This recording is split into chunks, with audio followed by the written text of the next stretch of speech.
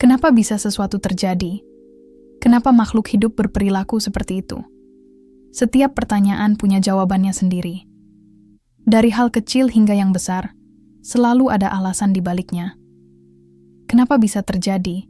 Bagaimana cara hidup terbentuk? Dan apa maknanya bagi kita? Semua akan kita jelajahi bersama. Coba bayangkan kamu lagi duduk di sebuah taman kota.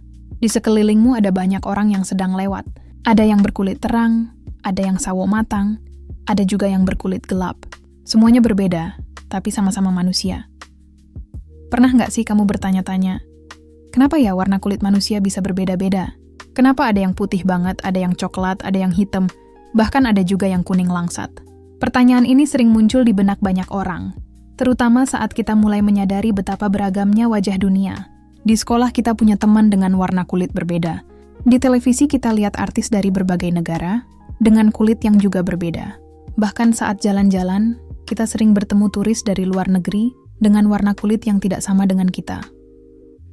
Nah, dari situ muncul rasa penasaran.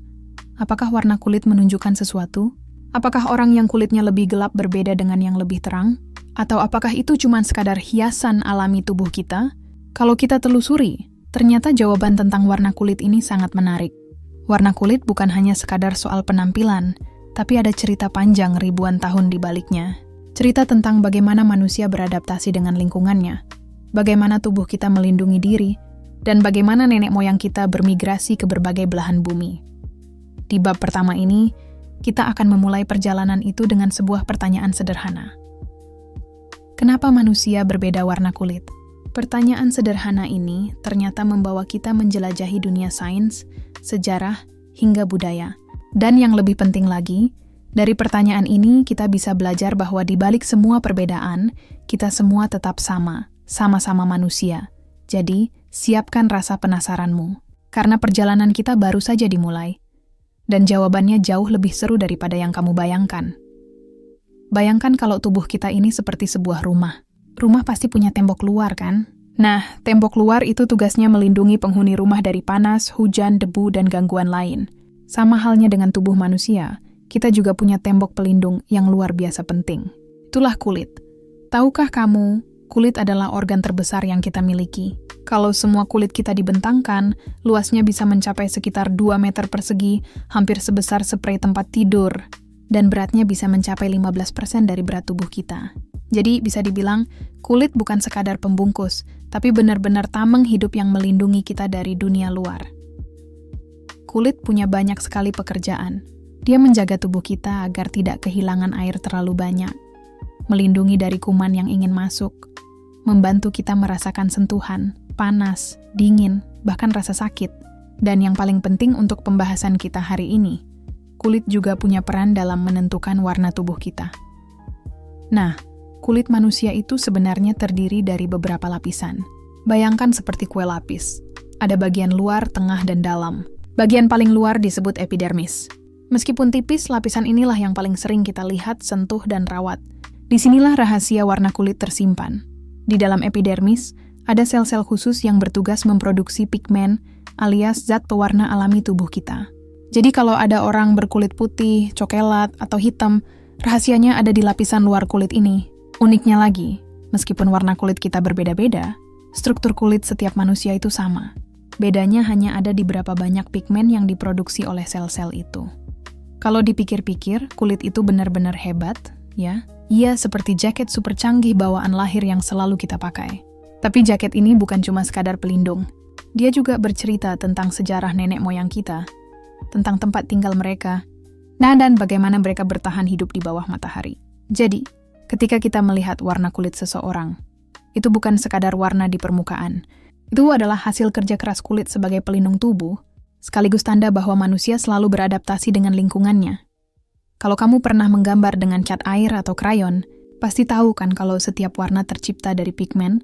Nah, tubuh manusia juga punya cat alami sendiri yang memberi warna pada kulit, rambut, bahkan mata kita. Namanya adalah melanin. Melanin ini seperti si pelukis rahasia dalam tubuh kita. Ia bekerja tanpa henti, mewarnai kulit sesuai dengan instruksi dari tubuh. Semakin banyak melanin yang diproduksi, semakin gelap warna kulit kita. Sebaliknya, kalau melanin yang diproduksi sedikit, kulit kita jadi terlihat lebih terang. Bayangkan begini, kulit yang sangat putih itu seperti kertas polos dengan sedikit sekali cat kulit. Sawo matang seperti kertas yang diberi cat coklat muda, kulit gelap seperti kanvas dengan cat coklat pekat atau hitam. Semuanya indah, hanya berbeda tingkat banyaknya cat yang dipakai. Nah, melanin sendiri diproduksi oleh sel khusus bernama melanosit. Sel ini ada di lapisan luar kulit kita, yaitu epidermis. Kalau kita ibaratkan, melanosit ini seperti pabrik kecil yang sibuk memproduksi pigmen setiap hari. Dari pabrik inilah muncul warna khas kulit setiap orang. Tapi melanin bukan cuma sekadar pewarna. Ia juga punya fungsi super penting, melindungi tubuh kita. Ingat di bab sebelumnya kita bahas bahwa kulit adalah tameng? Nah, melanin adalah perisai tambahan yang menjaga kita dari sinar ultraviolet, UV, dari matahari. Saat kulit kita terkena sinar matahari, melanosit akan memproduksi lebih banyak melanin. Itulah sebabnya kalau kita sering berjemur, kulit kita jadi lebih gelap atau biasa kita sebut tanning. Sebenarnya itu adalah cara tubuh melindungi diri, bukan sekadar perubahan kosmetik. Jadi, bisa dibilang melanin itu seperti payung alami. Orang yang hidup di daerah dengan sinar matahari sangat terik biasanya punya lebih banyak melanin, sehingga kulit mereka lebih gelap. Itu membantu melindungi tubuh mereka dari bahaya sinar UV. Sebaliknya, orang yang hidup di daerah dengan sinar matahari lebih sedikit biasanya punya lebih sedikit melanin, sehingga kulit mereka lebih terang.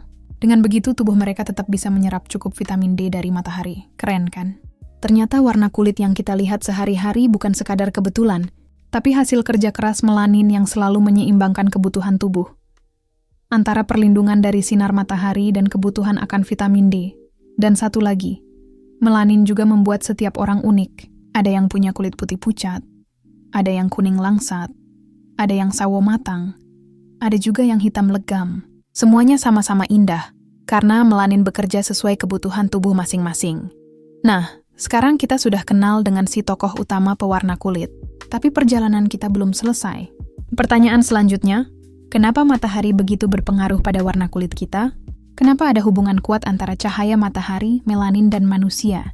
Coba bayangkan pagi hari yang cerah. Kamu berdiri di bawah sinar matahari, merasakan hangatnya menyentuh kulit.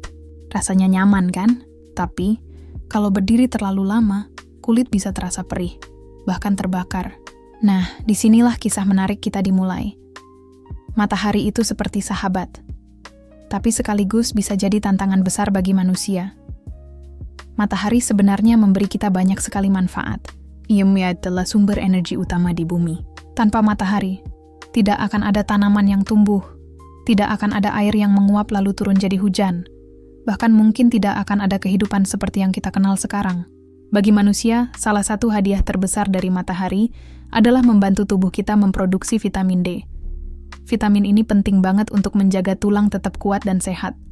Tapi, matahari juga menyimpan sisi kerasnya. Ia memancarkan sesuatu yang disebut sinar ultraviolet, atau singkatnya sinar UV. Nah, sinar UV inilah yang bisa jadi masalah kalau tubuh kita tidak siap. Kalau terlalu banyak terkena sinar UV, kulit bisa rusak, terbakar, bahkan dalam jangka panjang bisa menyebabkan penyakit berbahaya seperti kanker kulit. Disinilah melanin, sang pewarna kulit yang kita bahas di bab sebelumnya, datang sebagai penyelamat. Melanin bekerja seperti payung alami yang menyerap sebagian sinar UV agar tidak masuk terlalu dalam ke kulit kita. Semakin banyak melanin yang diproduksi tubuh, semakin kuat perlindungan dari sinar matahari. Itulah kenapa orang yang hidup di daerah dengan matahari sangat terik biasanya punya kulit lebih gelap. Tubuh mereka sudah beradaptasi untuk menghadapi tantangan sinar UV. Sebaliknya, di daerah yang sinar mataharinya lebih lemah, tubuh manusia justru butuh lebih banyak cahaya matahari supaya bisa membuat vitamin D. Kalau kulit terlalu gelap di tempat yang minim sinar, tubuh jadi kesulitan menyerap cukup vitamin D. Makanya, di daerah seperti Eropa Utara, banyak orang berkulit terang. Dengan kulit yang terang, sinar matahari lebih mudah masuk, dan tubuh mereka bisa tetap sehat. Jadi, bisa dibilang, hubungan manusia dengan matahari itu seperti persahabatan unik. Kita butuh matahari untuk hidup, tapi kita juga harus melindungi diri darinya. Tubuh manusia lalu menemukan solusi cerdas, menyesuaikan jumlah melanin sesuai kebutuhan lingkungannya. Kalau dipikir-pikir, keren banget ya. Hanya dari interaksi sederhana antara matahari dan kulit, terciptalah variasi warna kulit manusia di seluruh dunia. dari gelapnya kulit orang Afrika, sawo matangnya orang Asia, hingga pucatnya kulit orang Eropa, semuanya punya cerita yang sama. Hasil adaptasi tubuh melawan dan bersahabat dengan matahari. Sekarang, coba bayangkan kamu sedang melihat globe atau peta dunia yang besar. Ada garis melingkar di tengah bumi yang disebut khatulistiwa. Nah, di sekitar garis itulah matahari bersinar paling kuat sepanjang tahun. Semakin jauh kita berjalan ke utara atau ke selatan dari garis itu, sinar matahari makin lemah dan makin jarang terasa panas teriknya. Inilah yang menjadi salah satu kunci mengapa manusia di dunia punya warna kulit yang berbeda-beda. Mari kita lihat contohnya. Di Afrika, dekat khatulistiwa, matahari bersinar sangat terik. Orang-orang di sana punya kulit gelap karena tubuh mereka butuh perlindungan ekstra dari sinar ultraviolet, UV. Kulit gelap dengan banyak melanin membantu mereka bertahan hidup di bawah sinar matahari yang intens. Di Asia Tenggara, seperti Indonesia, matahari juga kuat, tapi tidak sekuat Afrika. Itulah mengapa kebanyakan orang di sini punya kulit sawo matang. Tidak terlalu gelap, tapi juga tidak terlalu terang. Bisa dibilang, ini warna tengah-tengah, hasil adaptasi terhadap sinar matahari tropis. Di Eropa Utara, matahari jarang bersinar terang, bahkan di musim dingin hampir tidak ada. Orang-orang di sana butuh kulit terang agar sinar matahari yang sedikit itu bisa lebih mudah masuk ke tubuh dan membantu mereka memproduksi vitamin D. Kalau kita tarik kesimpulan, pola ini jelas sekali. Semakin dekat ke khatulistiwa, kulit manusia semakin gelap. Semakin jauh dari khatulistiwa, kulit manusia semakin terang.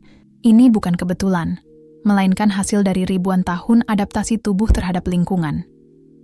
Sekarang coba bayangkan manusia seperti cat hidup, yang menyesuaikan warna tergantung di mana mereka tinggal. Sama seperti bunglon yang bisa berubah warna untuk bersembunyi atau melindungi diri, manusia juga menyesuaikan warna kulitnya, tapi bukan berubah cepat dalam hitungan detik. Proses ini berlangsung sangat lama, bahkan ribuan hingga puluhan ribu tahun. Ada hal menarik lainnya. Manusia tidak selalu menetap di satu tempat. Ribuan tahun lalu, nenek moyang kita melakukan perjalanan panjang dari satu benua ke benua lain. Ketika mereka pindah dari daerah panas ke daerah yang lebih dingin, kulit mereka perlahan-lahan berubah. Dari generasi ke generasi, warna kulit menyesuaikan dengan sinar matahari yang ada di tempat tinggal baru. Jadi, kalau sekarang kamu melihat ada orang berkulit sangat putih, jangan bayangkan itu sekadar faktor cantik atau ganteng. Itu adalah bukti perjalanan panjang nenek moyang mereka yang hidup di tempat dengan matahari yang lemah. Begitu juga dengan kulit gelap. Itu adalah tanda kekuatan adaptasi tubuh manusia yang bertahan hidup di bawah sinar matahari terik. Indah, kan? Dari sekadar melihat peta bumi, kita bisa memahami rahasia perbedaan warna kulit manusia.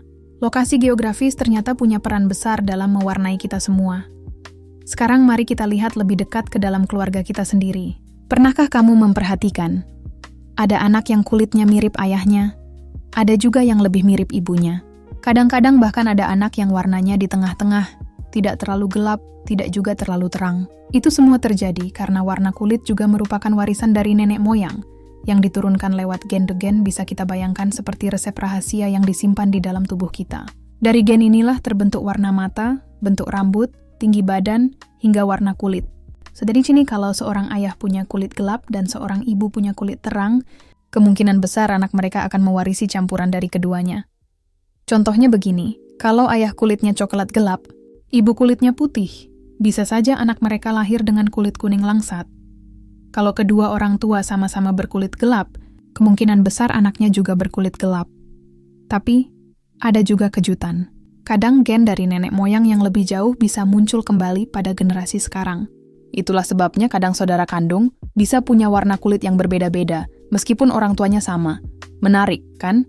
Warna kulit ternyata seperti campuran cat yang diwariskan turun-temurun dari generasi ke generasi. Tapi cerita ini tidak berhenti di keluarga kecil kita. Kalau kita tarik lebih jauh ke belakang, warna kulit kita juga membawa jejak nenek moyang ribuan tahun lalu. Misalnya, orang Indonesia yang berkulit sawo matang banyak mewarisi ciri khas dari nenek moyang yang hidup di wilayah tropis, dekat khatulistiwa.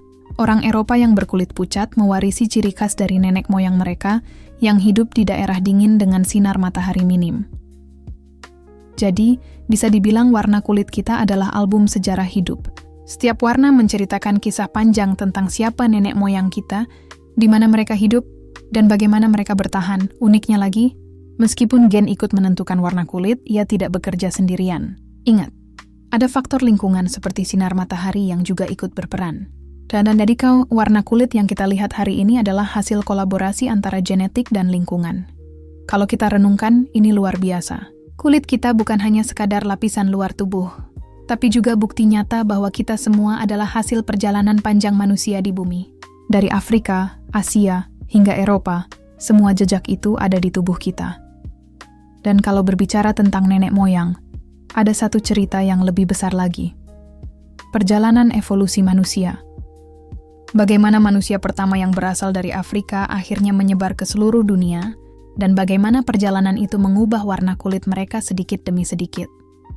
Kalau kita mundur jauh ke masa lalu, ribuan bahkan ratusan ribu tahun lalu, pertanyaan sederhana muncul. Dari mana asal manusia pertama? Jawabannya, hampir semua ilmuwan sepakat bahwa manusia modern, Homo sapiens, pertama kali muncul di Afrika sekitar 200.000 tahun lalu. Ya, benua Afrika bisa disebut sebagai rumah pertama kita semua. Jadi meskipun sekarang kita melihat orang dengan berbagai macam warna kulit di seluruh dunia, sebenarnya kalau ditarik ke belakang, nenek moyang kita semua sama-sama berasal dari Afrika. Nah, di Afrika sinar matahari sangat terik sepanjang tahun. Untuk bertahan hidup, manusia purba butuh perlindungan ekstra. Disinilah kulit gelap berperan. Dengan banyaknya melanin, tubuh mereka terlindungi dari sinar ultraviolet yang berbahaya. Jadi, tidak heran nenek moyang manusia di Afrika memiliki kulit gelap. Namun, perjalanan manusia tidak berhenti di sana.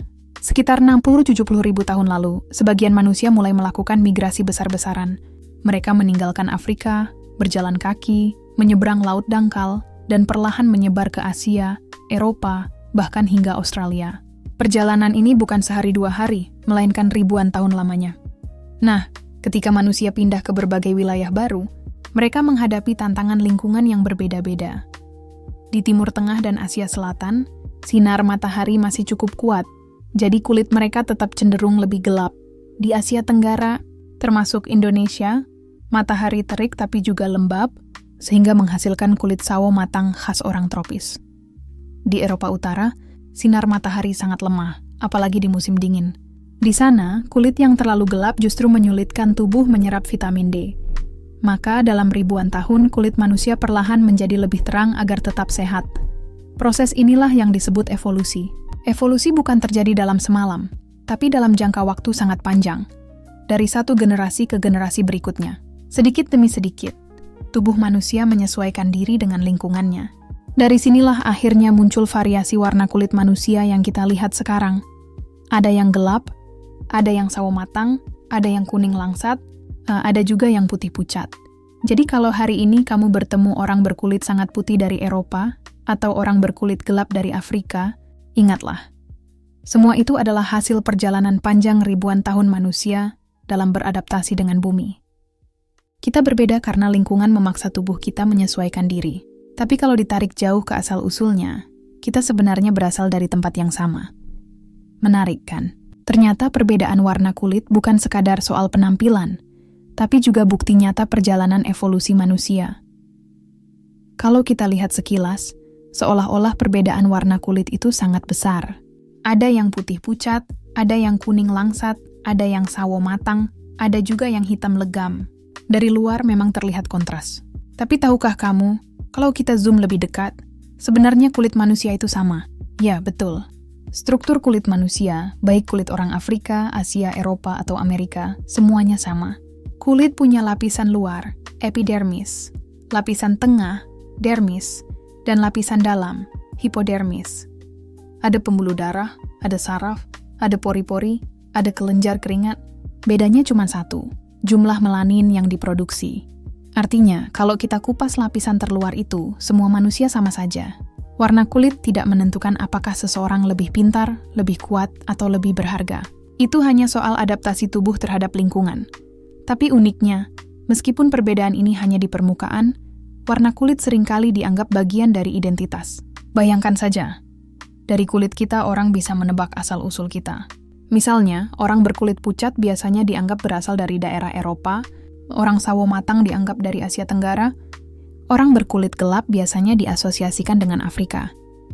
Namun, jangan sampai kita salah paham. Identitas bukan berarti batas. Warna kulit tidak seharusnya jadi alasan untuk membeda-bedakan manusia. Karena pada dasarnya, warna kulit hanyalah cerita perjalanan hidup nenek moyang kita, tentang bagaimana mereka beradaptasi dengan sinar matahari, iklim, dan lingkungan yang berbeda. Coba bayangkan, kalau semua manusia di bumi punya warna kulit yang sama, dunia mungkin akan terasa lebih monoton. Justru keberagaman warna kulit inilah yang membuat manusia itu unik dan menarik. Sama seperti kain batik dengan berbagai motif dan warna, keindahannya justru muncul karena perbedaannya. Jadi, kalau ada orang berkulit putih, coklat, atau hitam, itu bukan tanda perbedaan yang harus diperdebatkan. Itu tanda bahwa manusia punya sejarah panjang, penuh petualangan, dan penuh adaptasi. Warna kulit adalah bagian dari identitas manusia, tapi bukan penentu nilai manusia. Dan inilah poin pentingnya. Di balik perbedaan warna kulit, kita semua tetap sama. Kita sama-sama punya hati, punya perasaan, punya impian, dan sama-sama bagian dari satu keluarga besar, manusia. Nah, sayangnya, sepanjang sejarah manusia, perbedaan warna kulit ini seringkali menimbulkan salah paham. Bahkan ada masa ketika warna kulit dijadikan alasan untuk membeda-bedakan atau menindas. Kalau kita lihat sejarah manusia, ada satu hal yang agak menyedihkan. Sesuatu yang sebenarnya indah, yaitu keberagaman warna kulit, pernah dipelintir menjadi alasan untuk membeda-bedakan manusia. Bayangkan ribuan tahun lalu, ketika kelompok manusia dari berbagai wilayah mulai bertemu. Ada yang berkulit gelap, ada yang terang. Karena perbedaan ini sangat terlihat dari luar, sebagian orang mulai menganggap warna kulit tertentu lebih baik dari yang lain. Dari sinilah muncul berbagai kesalahpahaman. Di masa lalu, bahkan sampai beberapa ratus tahun lalu, ada anggapan keliru bahwa orang berkulit putih lebih unggul daripada yang berkulit gelap. Akibatnya, lahirlah praktik diskriminasi, perbudakan, dan penindasan. Semua itu berakar dari satu hal sederhana, salah paham tentang warna kulit.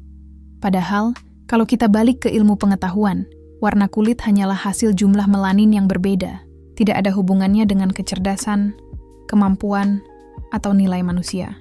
Orang berkulit putih tidak otomatis lebih pintar. Orang berkulit gelap tidak otomatis lebih kuat. Semua manusia punya potensi yang sama. Hanya cara hidup dan lingkungannya yang membuat kita berbeda. Kesalahpahaman ini masih bisa kita temukan hingga hari ini. Misalnya, ada orang yang minder karena kulitnya dianggap terlalu gelap. Ada juga yang berlomba-lomba memutihkan kulit karena mengira itu lebih cantik atau lebih berharga. Sebaliknya, di negara lain justru banyak orang berkulit terang yang rela berjemur atau tanning agar kulit mereka terlihat lebih gelap. Lucu, ya? Semua orang justru sering menginginkan apa yang tidak mereka miliki. Padahal, setiap warna kulit punya keindahan dan fungsinya masing-masing. Kulit gelap adalah bukti kekuatan tubuh melawan matahari terik. Kulit terang adalah tanda adaptasi cerdas terhadap sinar matahari yang minim. Dan kulit di antara keduanya menunjukkan keseimbangan adaptasi tropis. Jadi kalau ada yang masih menilai manusia hanya dari warna kulit, itu jelas salah besar. Warna kulit bukan ukuran harga diri. Bukan tanda kehebatan, apalagi pembeda nilai kemanusiaan. Itu hanya cerita panjang adaptasi nenek moyang kita dengan bumi, dan disinilah pentingnya kita belajar sejarah dan sains, supaya tidak terjebak lagi pada kesalahpahaman yang sama. Kalau dulu perbedaan warna kulit dijadikan alasan untuk membeda-bedakan, sekarang seharusnya perbedaan itu bisa kita rayakan sebagai bukti betapa luar biasanya keberagaman manusia. Bayangkan sebuah pelangi. Indah bukan karena hanya satu warna, tetapi justru karena ada merah, jingga, kuning, hijau, biru, nila, dan ungu yang bersatu. Kalau hanya ada satu warna, pelangi mungkin tidak akan menarik hati kita. Begitu juga dengan manusia. Dunia ini indah bukan karena kita sama, melainkan karena kita berbeda. Warna kulit adalah salah satu bukti nyata keindahan perbedaan itu. Dari kulit yang sangat putih di daerah utara bumi, kulit kuning langsat di Asia, kulit sawo matang di kawasan tropis, hingga kulit gelap yang eksotis di Afrika, semuanya adalah hasil adaptasi luar biasa manusia terhadap lingkungannya. Tidak ada yang lebih baik atau lebih buruk. Semuanya punya fungsi, cerita, dan keindahannya sendiri. Coba bayangkan dunia tanpa keberagaman. Semua orang berkulit sama, bermata sama, berambut sama. Mungkin akan terasa membosankan, bukan? Justru karena kita berbeda, kita bisa saling belajar, saling melengkapi, dan saling memperkaya kehidupan. Perbedaan warna kulit juga mengajarkan kita sesuatu yang penting, bahwa manusia itu luar biasa fleksibel dan kuat. Kita bisa hidup di padang pasir Afrika yang panas, di hutan tropis Asia yang lembab, di pegunungan Andes yang dingin, bahkan di daerah kutub yang hampir tanpa matahari. Dan semua itu tercermin dari kulit kita. Namun, keindahan ini hanya bisa terasa kalau kita melihatnya dengan mata yang benar. Mata yang penuh rasa hormat dan penerimaan. Jangan sampai perbedaan warna kulit dijadikan alasan untuk merendahkan atau menindas. Karena kalau kita kembali ke dasar, semua manusia sama. Kita sama-sama punya hati yang bisa merasakan, otak yang bisa berpikir, dan tangan yang bisa saling membantu. Jadi mulai sekarang, kalau kamu melihat seseorang dengan warna kulit berbeda, jangan melihatnya sebagai dia berbeda dari aku. Lihatlah sebagai dia bagian dari pelangi besar yang disebut manusia. Karena pada akhirnya, keberagaman warna kulit bukan sekadar soal penampilan. Ia adalah kisah panjang ribuan tahun evolusi. Kisah tentang manusia yang berjuang, beradaptasi, dan bertahan hidup di berbagai penjuru bumi. Dan sekarang, semua kisah itu bertemu dalam satu panggung besar yang kita sebut dunia kita bersama.